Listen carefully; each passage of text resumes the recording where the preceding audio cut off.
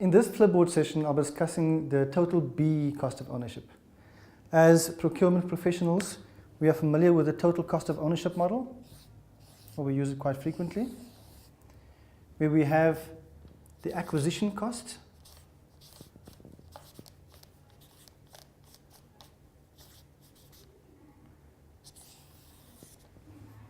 we have the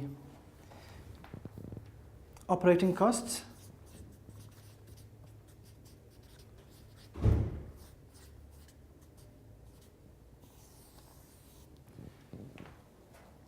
we have the change cost,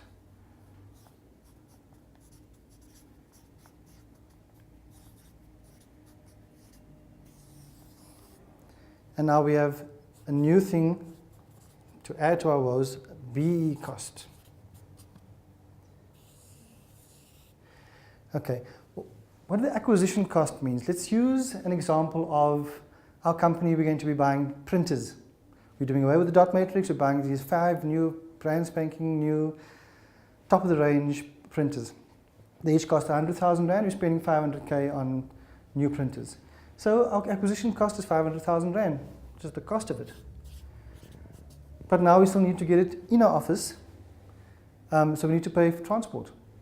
That'll cost, let's assume the guys don't deliver, it's not part of the cost, so we'll have to transport cost to get us there. So those are the typical kind of acquisition costs. That's the basic cost you'd have for acquisition, just your cost, your transport, to get it to your system, to your office. Then we have change costs. Does your computer system or network at your office, does it speak to these new printers? If not, you're going to have to buy software. Software to integrate the two.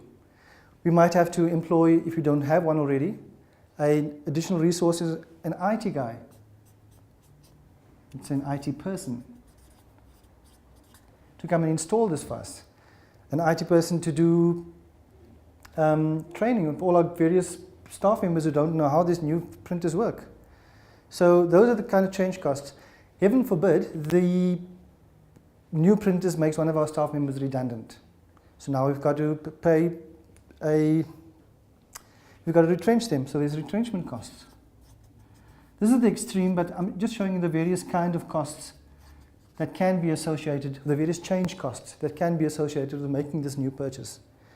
Then the operating cost of our 5 new printers. From day one, we're going to need paper, and we know how fast that goes.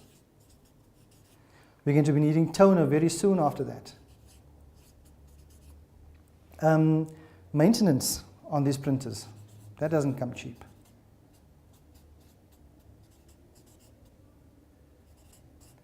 So these are the traditional kind of costs, the acquisition, the change cost, the operating cost that normally goes with acquiring something like printers.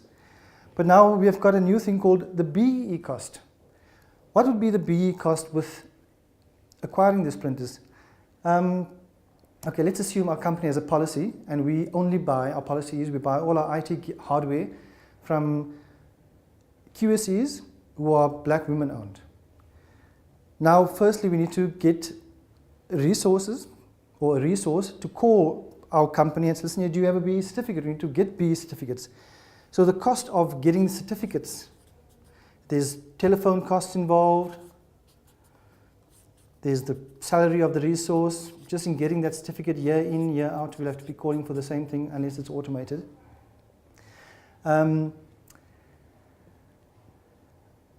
Let's assume now, because they are a small business, they're not as jacked up as the bigger companies would be. Their after-sale service is not that great, assuming they are our maintenance guys as well. They're basically impacting our business.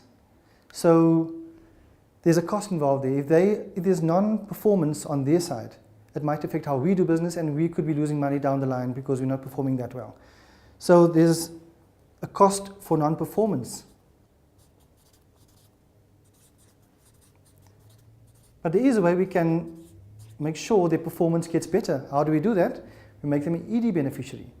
We throw money at, well, let's not say throw money in. We develop them by making them an ED beneficiary, we'll give them resources, we'll train them, we'll send, we'll develop their businesses so that they can be a better supplier to us. And that is how enterprise development really works. So if they're an ED beneficiary, that's a cost to us.